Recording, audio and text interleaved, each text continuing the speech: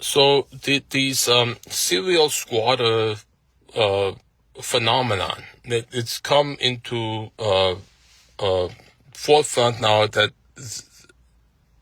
in Brentwood, that Airbnb, so someone's been there for 2 years. So it's happens a lot. It happened a lot during the COVID because of the moratorium. But in general, not just in, they said, well, the West Coast tenant laws are like that.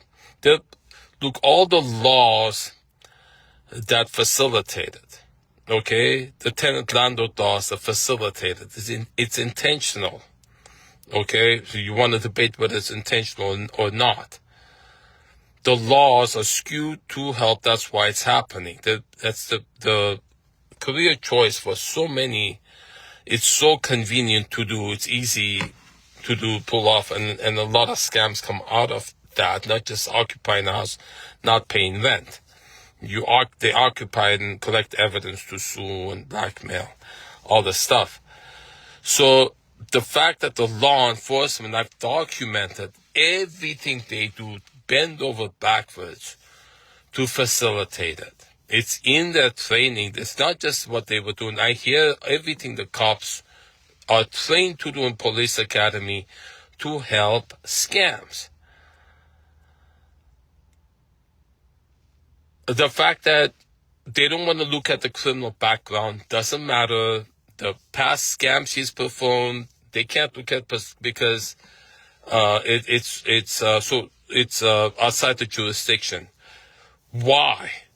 All the policies they have that are there intentionally to help support a tenant scam, on top of the laws that are in place to help it happen. The laws, the law enforcement training, policies, and then the lawsuit abuse, everything that works together to make it happen. Why? Because the scammers and the lawyers and the cops all may deal together. It's nationwide. It's not just in the West Coast. And cops come and you telling them this is a scammer. They say, what can I help you with? And they're all doing that. All of these behaviors to facilitate a scam and to cover up that they're doing it, that they're trained to do in police academy. Is a whole nation, all the police academies in the whole nation doing this. I want to pick up the textbooks at the police.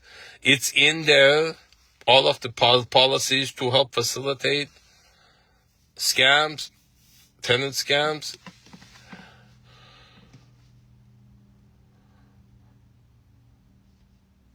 I want to know.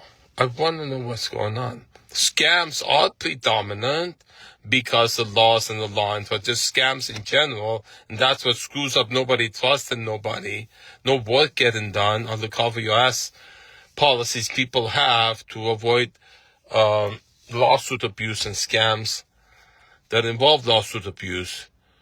Cops are helping it. I know because I've lived in a house being enforced scam occupation.